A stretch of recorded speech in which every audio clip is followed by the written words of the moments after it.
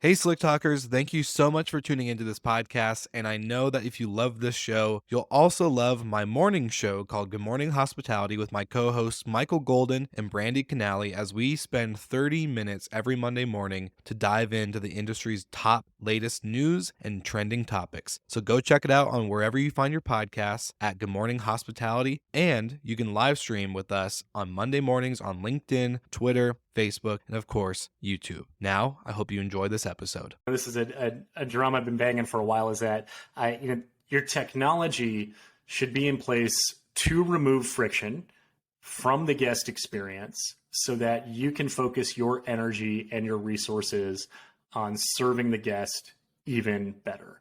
So it's not necessarily all about just automation so that there's no human interaction. We're in a human business, right? So people want to have that interaction with another person. But at the same time, we are at a point where we've accepted a lot of friction for far too long, that this is just the normal standard. And that now if we can actually look at it and say, well, this is actually slowing our business down, which then makes our guests jump through more hoops, and it puts more of an effort on our team members or on management and leadership that can better be allocated somewhere else, whether it is focused on growing your business or if it's drinking margaritas on the beach.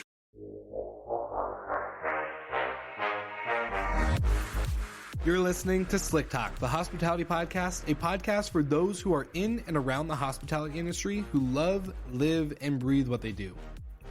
You can join us for candid and unscripted conversations with hospitality experts and founders as we go deeper into their personal stories while they're sharing their triumphs and trials that got them to where they are today. I'm your host, Will Slickers, and you're listening to an episode of Slick Talk, the hospitality podcast. Now, let's begin.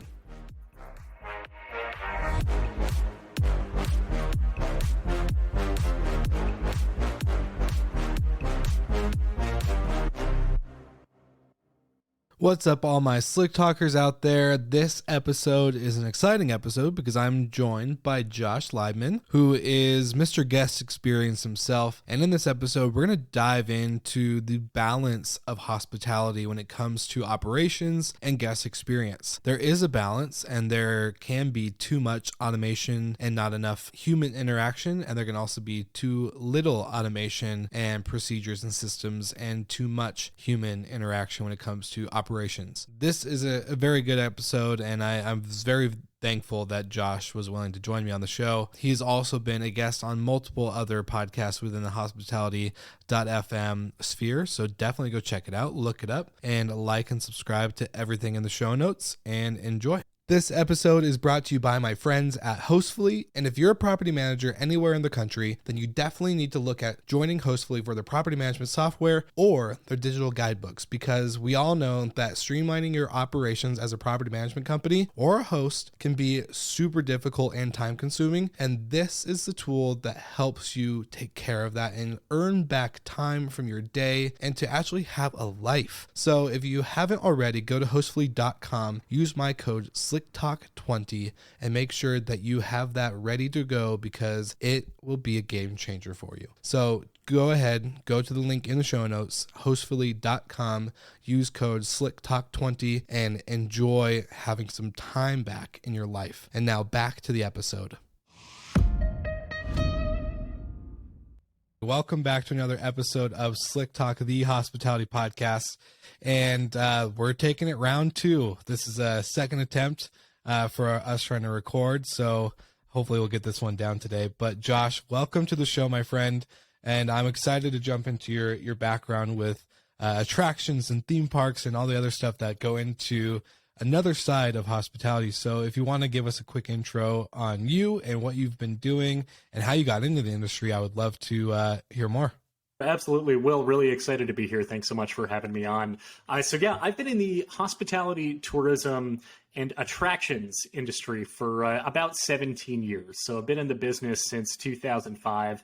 A lot of my experience very much is on the attraction side. So that includes theme parks, amusement parks, cultural attractions like zoos, museums, aquariums. So probably a different area of hospitality than most people are used to talking about from the typical hotels, resorts, etc., restaurants, things like that. But a lot of the focus that I've been doing the last several years has been very much the hospitality side of the business. So I've worked for Disney, I've worked for Universal, I've opened a number of theme parks, amusement parks, and attractions, and consulted for the industry as well as for hotels and resorts too. Shortly after getting out of grad school, got my master's in hospitality and tourism.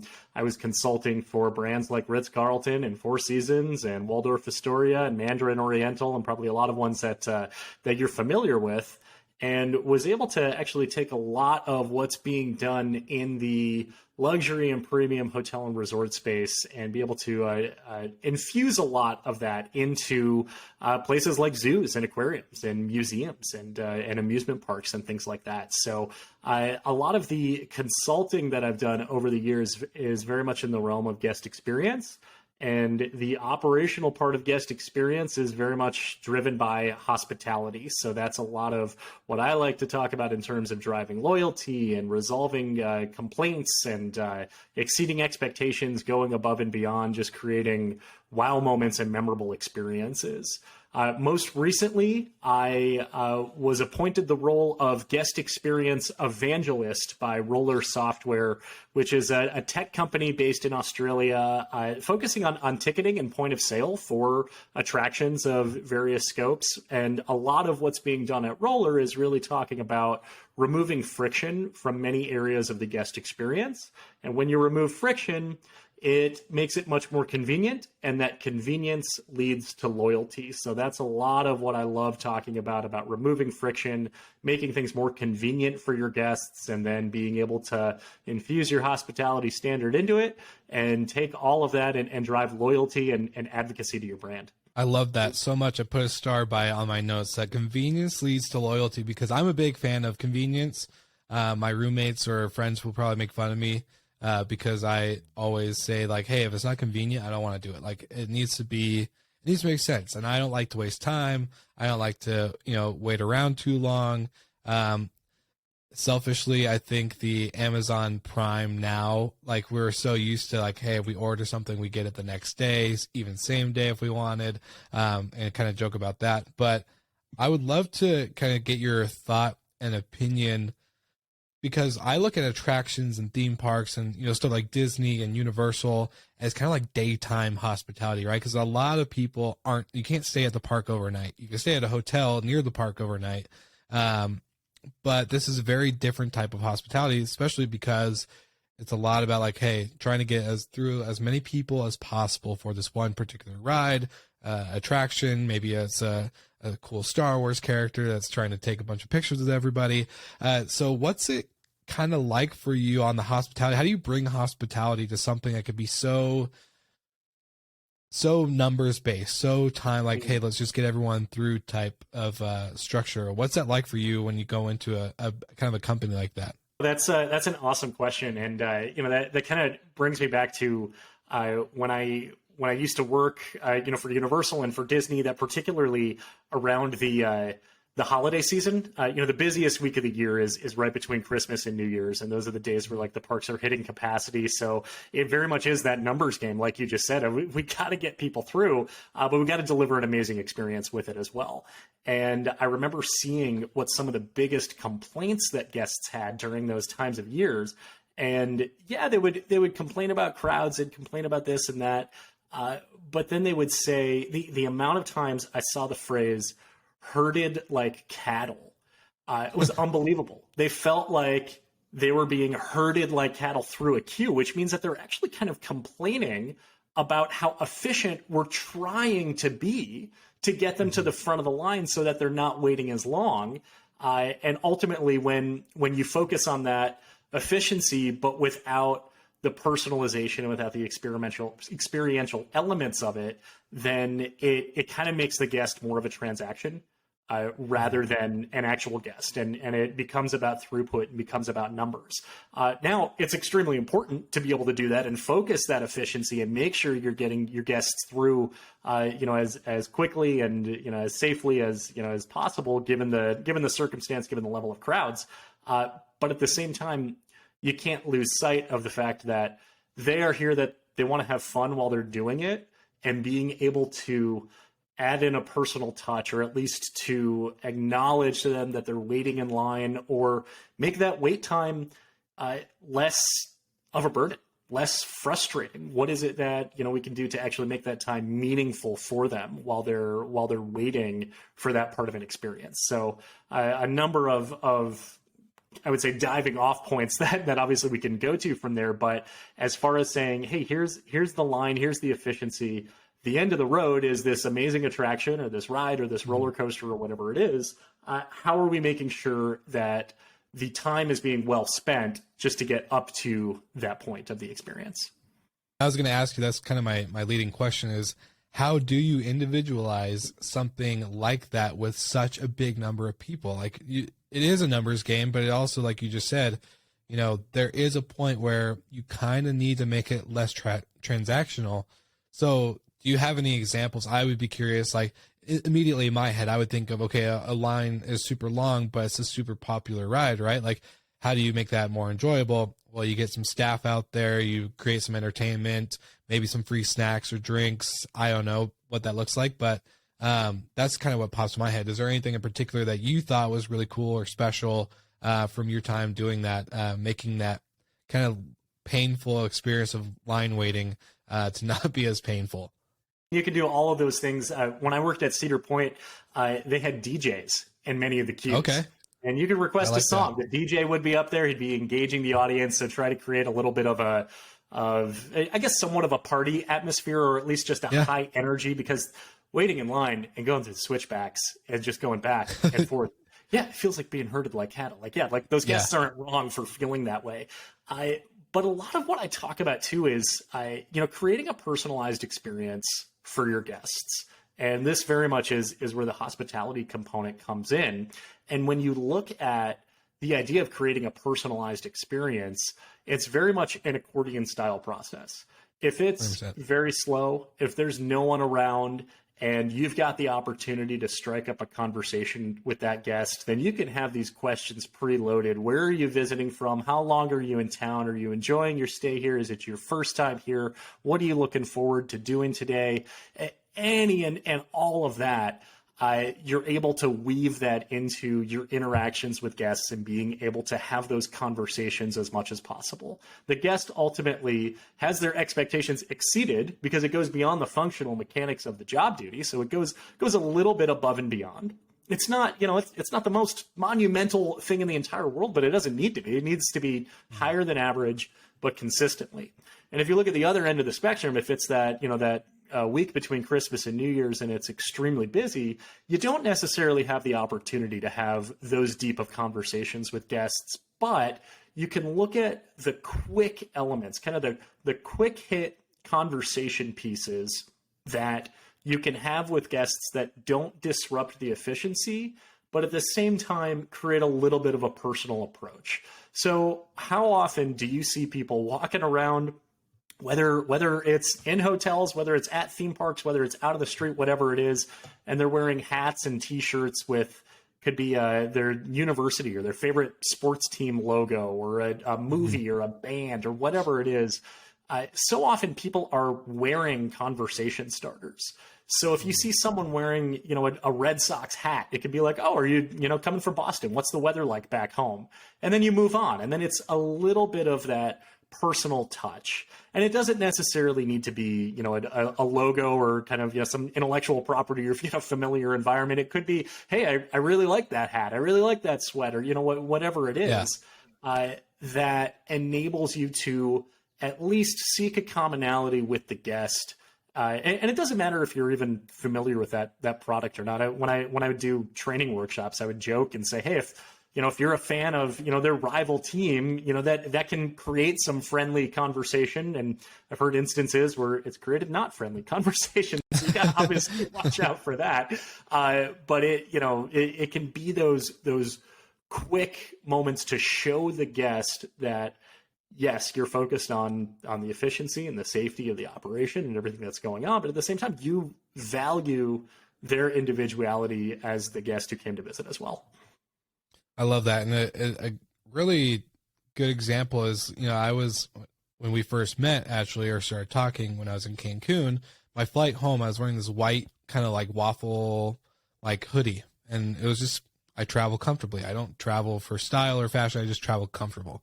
And the amount of compliments from TSA members, airline members, just like, oh, I love that hoodie. It's like, oh, like that's a really nice thing to go out of the way. And I think, I'm not a big sports fan. I don't, follow sports teams. I'm not into NFL. I'm not like I'm not going to watch the game every Sunday.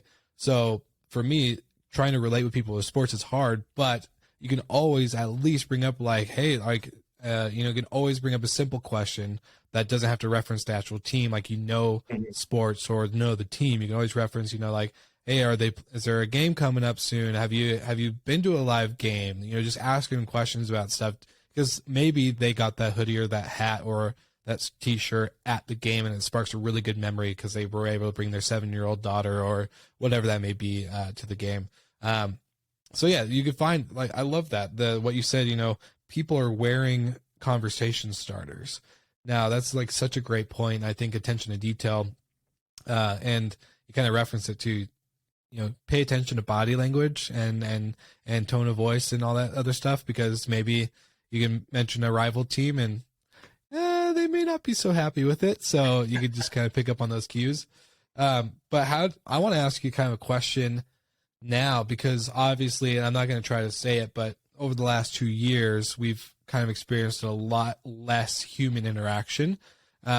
Is there a way, or maybe do you know of creative ways that people can keep that individuality, hospitality type feel with such a virtual heavy, I guess, engagement with guests now? With COVID was obviously a big thing, but I feel like we're not experiencing as much in person. So is there a way to still keep that type of hospitality engaged with your guests, or we're not seeing them in person as much?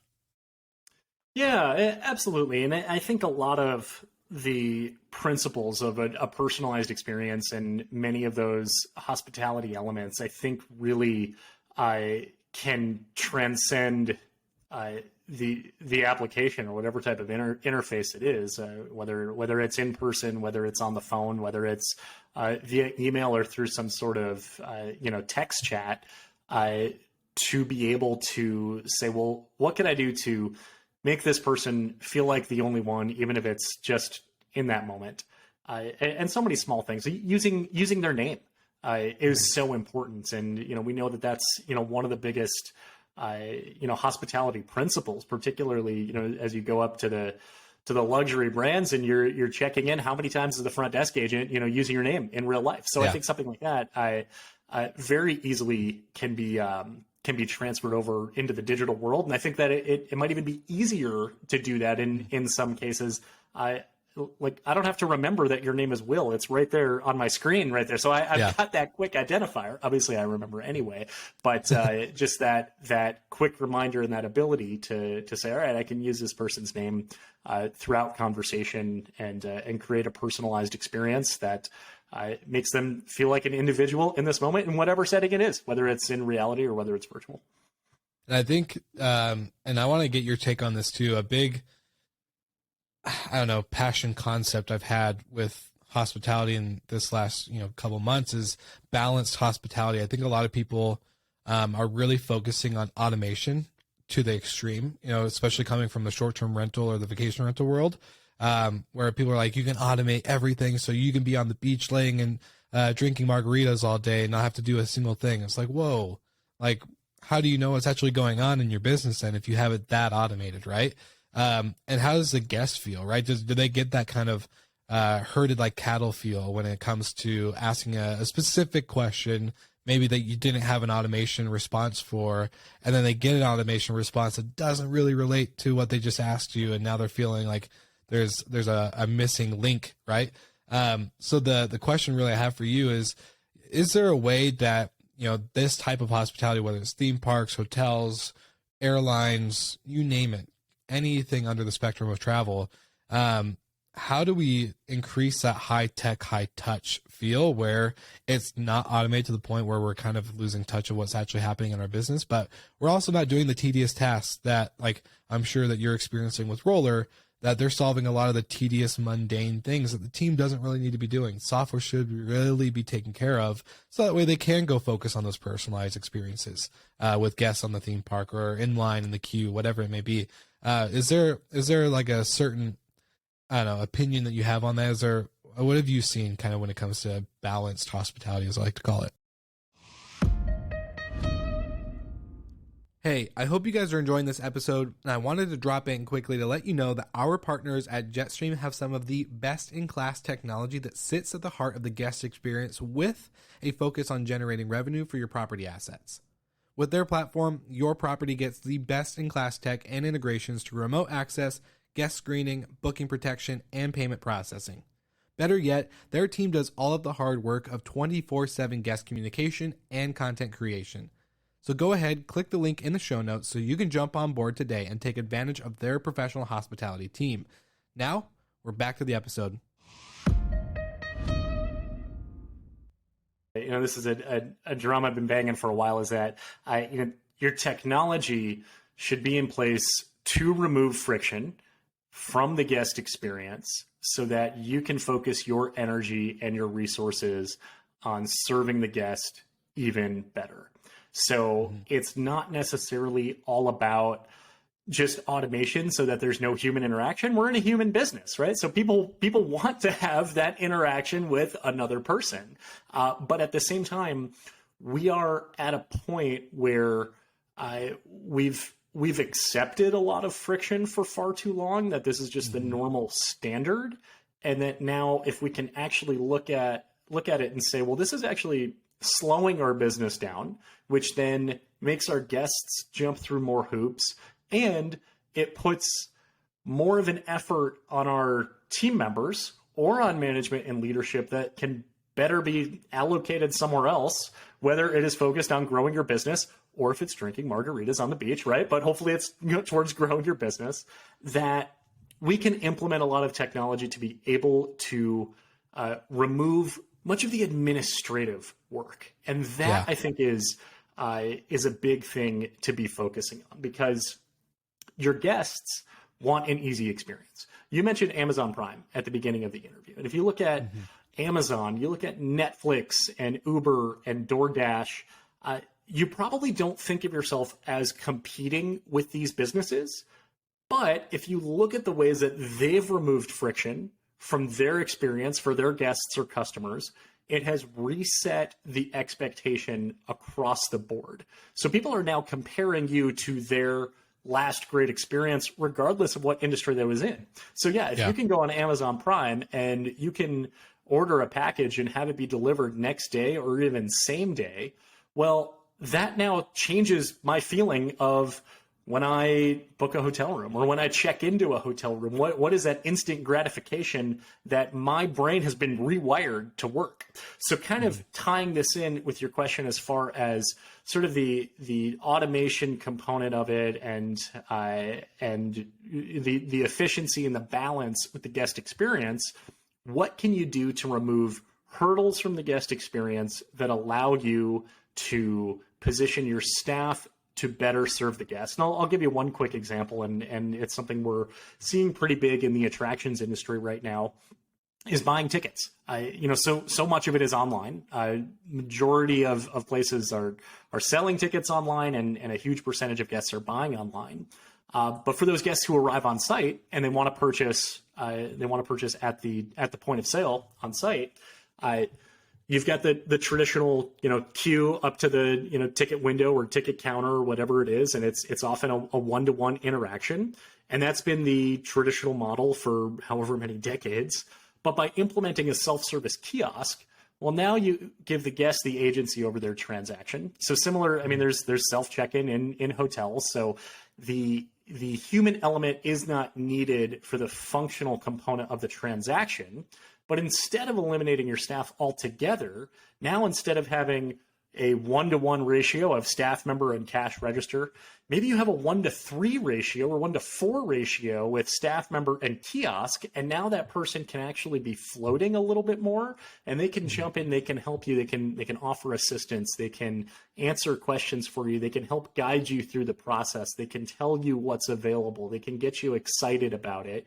And the only thing they're not doing is swiping your credit card, because they don't need to, right? That's already able to be done. So so that's part of the balance there of saying, you don't want to eliminate the human component altogether. People want that human to human experience, but there are many things that it's no longer needed for. And, buying tickets or transacting, at least the functional mechanics of it, is something that, that we could put more agency into the hands of the guests for. Totally agree. And you kind of brought up a memory or just something that just kind of sparked not an idea, but I've talked about this in the past, like that Verizon wireless experience, right? When you walk into a Verizon store, you're not waiting in line at a front desk to get helped.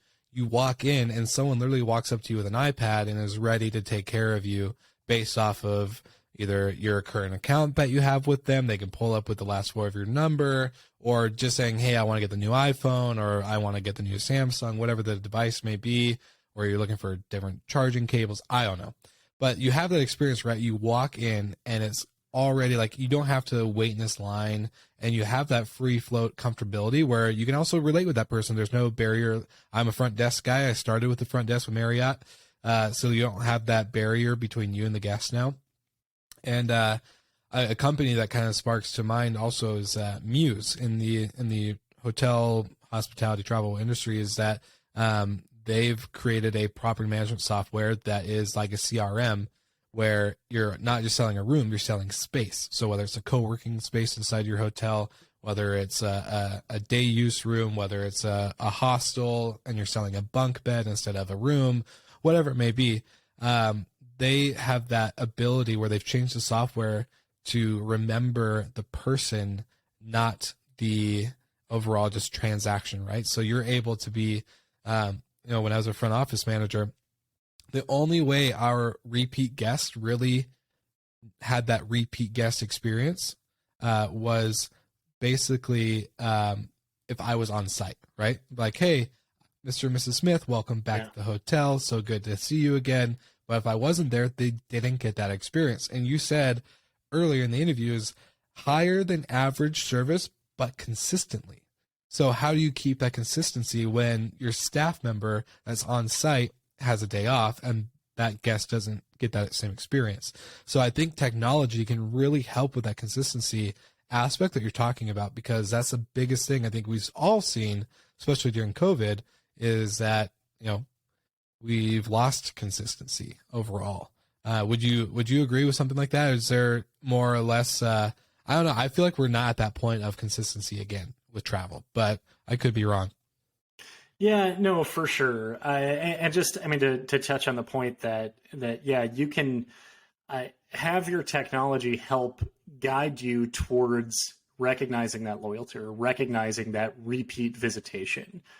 You're right. In a perfect world, if you went back to a business for the second time, every single employee would welcome you back by name, and it would be, the place where everyone knows your name, right? And it becomes a familiar, friendly environment. Well, if you're serving so many people, you need the support of technology to be able to send you those reminders. Hey, this person is loyal. They're a member of our loyalty program. They've got this status, right? We talk about memberships and annual passes in the attraction space. So here's that gentle nudge to welcome that person back. Thank them very much for their membership. Thank them for being a pass holder, whatever it is. And then the consistency comes with a lot of training. It comes with a lot of practice, and it comes with authenticity. It comes with the desire to want to serve the guest in that way. I look at so many things around me where I walk in and I remember the staff member and they're talking to me like I'm a first time person Yeah. there, or there are times where I don't remember the staff member and they welcome me back, and that's above average, right? That right there creates a memory that says, hey, they actually care about me, not as a customer, not as a transaction, but as a guest and as a valued individual. So yeah, that consistency comes with the training, it comes with the practice, and it comes with that authenticity and desire to serve that way. So the big question is, though, how do you find the people that have that desire? Because I think it's so hard to find people that I think we get a lot of, I don't know from your experience in the past, but doing a lot of like staff interviews, like, hey, like the number one question I was asked when I got hired at Marriott was, how are you with people and how are you with tech? And if I'll tell you the answers was, one, I love people. Tech, I'll probably have to learn. It'll take me a little bit of a learning curve. I've never done a hotel before. That was my exact response. And my manager said, great, because if you said that opposite, where you said, I love technology, I'm really good with it, I can learn it like the back of my hand, but with people, I'm not the biggest fan. I get snappy. I don't like requests and dumb questions, all that type of stuff. He said I wouldn't have gotten the job, but the fact that you answer it differently, or that the reverse round, was a key indicator that I was a good fit. So, but how do attraction theme parks hire for people that actually, you don't get that guy that's just kind of behind the ticket saying like, all right, left lane, right lane. How do you hire for that? Because it's such a serving role, right? And I don't think a lot of people maybe say that they like to serve and get energy from it, but I think you could tell pretty quickly when they're in that type of position that they do or don't. For sure. And the hiring for front of house and frontline employees in the attraction space, I would say, is very similar to hotels, because it's a lot of that same hospitality mindset and that desire to serve. So I think a lot of it, and the tough part of it is, for a lot of people coming into the industry, it's their first job. So if you look at their resume, you look at their past experience, that's not necessarily going to tell the story. So it is about really pulling out what this person would do in certain circumstances, whether it is normal day-to-day circumstances or those that come up, those that are unusual, or those unusual day-to-day circumstances that you can kind of set your clock to. So I think a lot of scenario-based questions. What would you do if a guest complained about a policy that you can't change? How would you explain that to the guest? Something like that. And then a lot of it can be reinforced in training and in onboarding and orientation, of saying, this is our standard. This is now your opportunity. If you don't think that you can do this, or that you would like to do this, we don't want to waste your time. We don't want you to waste our time. This is a good time here to kind of opt out and do it without any hard feelings whatsoever.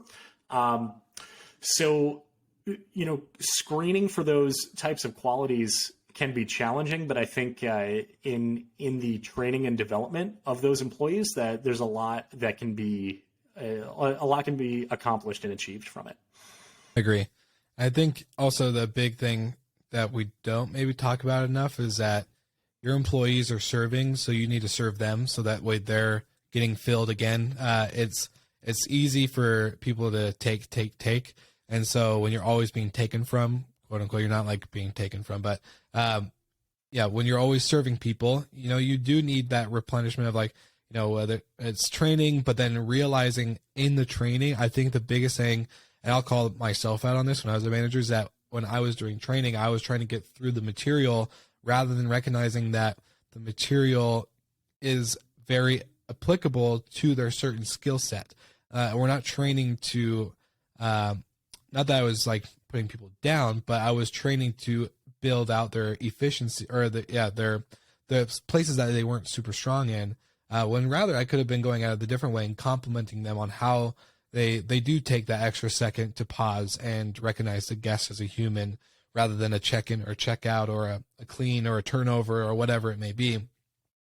So I think, giving back into your staff is a really important way to apply the training, because I feel like the more energized they get from that, the more that energy is going to carry through the transaction and the conversation experience they have with the guest. So always one thing that I like, if I could go back to my management days, that's one thing I would change a little bit. But what do you think from a managerial standpoint, I guess, or even a technology standpoint, do you feel like tech is really giving the training and the knowledge base to the overall end user enough to the point where they can use it properly in order to kind of hand off that admin work and really focus on the guest experience? Yeah, I think that there's been a lot of advancements in user experience that that allows the guest to have more control over their experience and their transaction, and that user experience needs to be intuitive for the staff as well. So when we're talking about training for standards and for guest service and for the hospitality measures of the operation, I think that's really where the meat and potatoes lie. So if you're spending a lot of time on training for technology, then the question is, well, why does the technology need so much focus on training versus, why isn't it as user friendly or as intuitive as perhaps it could be? So I think kind of looking at those hand in hand as far as how is the employee using the tech that's being handed them? How is the guest using the tech that's being handed to them? Is it easy for the guest to figure out? Is it easy for the employee to be able to be onboarded onto it quickly and with the right amount of training, but without having to go through an excessive amount just to do their standard job function? Josh, I love to ask kind of a final question to a lot of guests. And that goes into kind of two things. One, tell us a little bit more about your podcast, because I'm curious, just from overall podcaster point of view. But then two, if you could have one place for any listener to kind of check out more about what you're doing or more about just anything that you talked about today, where would you send them? So it's a two-parter. Sure. Tell us about your podcast and where would you send people from the show notes? So I host the Guest Experience show for Roller. That can be found on the major podcast platforms. And so I focus a lot in the attractions industry, but also kind of everything in peripheral to it as well. So I've had people on from hotels, from airlines, from sports, and just all segments that focus on guest experience and really driving an experience. And as far as where you can find me, I know you said one place, but I'll give two, and it is LinkedIn and Twitter. So feel free to connect with me on LinkedIn or follow me on Twitter. It's Joshua_Liebman, Liebman. Awesome. Well, I'll make sure to tag both of them in the show notes and make sure that everything is correct there. But Josh, I do want to say thank you so much for your patience on the little bit of a hiccup with our recording this morning, but then also just thank you for being on the show and thank you for putting out the content that you do and talking about the important stuff that we kind of covered today, because it's a breath of fresh air from a hospitality person to another. It's just I think we geek out about this stuff a lot, but it was always nice to dive in deep. So I appreciate you taking the time today. This was a blast. Thanks for having me, Will. Of course. All right, Slick Talkers, you heard it first here. Make sure you like and subscribe everything so that way you check out everything that Josh has talked about in the show, as well as his LinkedIn and Twitter. And we'll see you all again next week.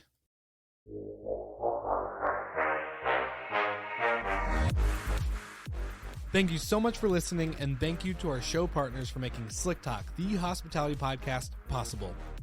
We hope you enjoyed the show, and we would love to connect with you outside of the podcast. So you can follow us on all of our social media channels for daily hospitality content, or find us on slicktalkthepodcast.com. And don't forget to rate, review, and subscribe so you never miss an episode. I'm your host, Will Slickers, and we will see you guys all again next week.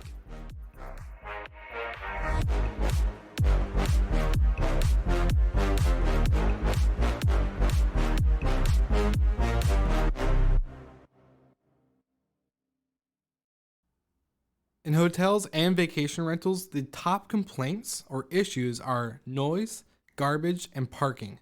I may not be able to solve all of your parking and garbage problems, but I could definitely help with your noise problems. And that actually might just help your garbage and parking problems too. So NoiseAware is the only 100% privacy-safe noise monitoring solution that property managers and owners can use in order to ensure they avoid parties and other issues happening at their property. You won't get notified when a plate breaks, but if you have a little quiet get-together that kind of gets out of hand, like this, then NoiseAware will give you the peace of mind to ensure that you and your property, and of course, your profits, are protected. So use my code SlickTalk20 to get 20% off of all noise monitoring devices and focus on the other important things that help you run your business. Now, thank you for checking out Slick Talk, the hospitality podcast. Get back to the episode, and don't forget to check out NoiseAware while you're listening.